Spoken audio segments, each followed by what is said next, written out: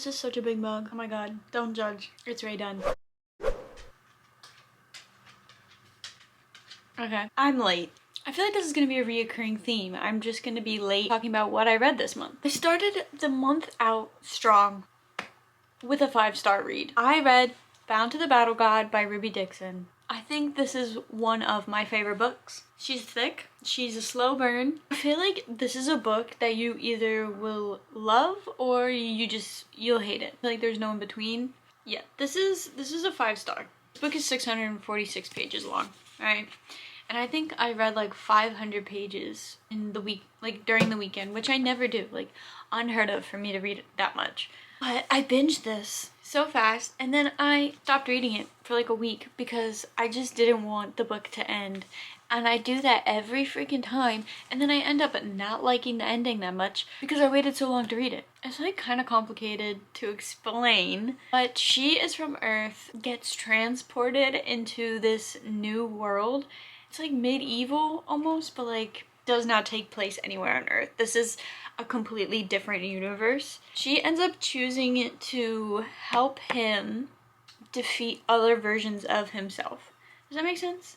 I definitely have talked about this book already, and if you want to see my other videos, I probably have like a little bit more cohesive thoughts. And I stopped reading for like 2 weeks. But the last week of April, I decided to film like switching my screen time with reading time. We will talk about the books that I read during that week, which really helped with my reading goal this month. The first book I read during that was Wicked Beauty. I had started this earlier. It was like halfway or a quarter of a way done. I was also listening to the audio version. Every time I read the next one in the series of the Dark Olympus series, I'm like, oh yeah, that one's my new fave. Oh yeah, that one's my new fave. This one was 4.5. The spice in this was spicing. One is about Achilles, Patroclus, and Helena. I love Achilles and Patroclus. Holy crap. Them together, I mean, Helen was great in it, but there was something about Achilles and Patroclus. They were so cute, so sweet.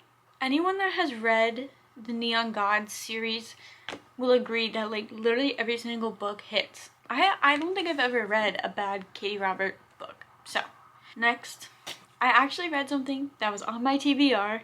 Guys, I read Twisted Love. I can't believe I actually read this. Do I remember most of it? Honestly, no. I don't wanna say hate towards Twisted Love, but I wanted it to be better.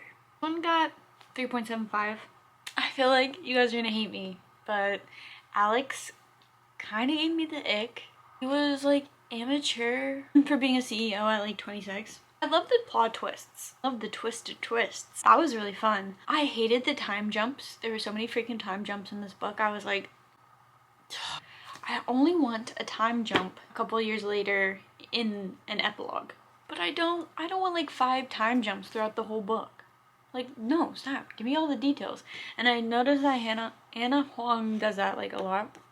There's like a lot of time jumps. Like, wish that there was more of a build-up to when they like actually got together. I feel like it happened really fast. I was meeting the whole friend group. Like, this book could have been bigger, so we could have like seen more with the friend group because I love them all together. That was the best part.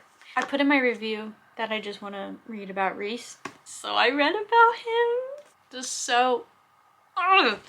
Reese is so... Reading Twisted Love just to get to Twisted Games. It was the spicy Hallmark type book that I've always ever wanted. I'm obsessed with the Hallmark princess dating someone she shouldn't. I love those. I love those Hallmarks. I don't care.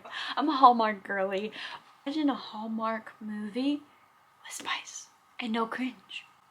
This was so good. He said, touch her and you die. Guys, he's literally so... Ooh, he's so fucking fine. This is the thing with these books.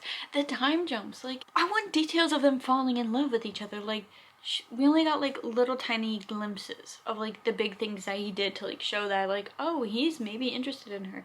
I want to see like the little things, you know? Oh, he like accidentally is, I don't know, touching her. Oh, I wanted those little moments and we didn't get it. Bridget was a badass woman. I loved her. Amazing. Queen. Literally. We love an enemies to lovers.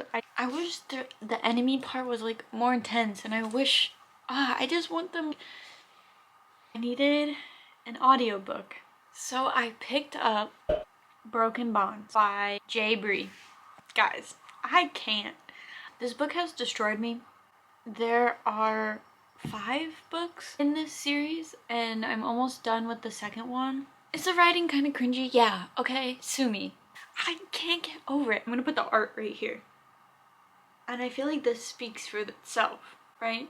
Like, I literally don't have to tell you about the book. I have recommended this book to so many freaking people. I literally just can't get enough.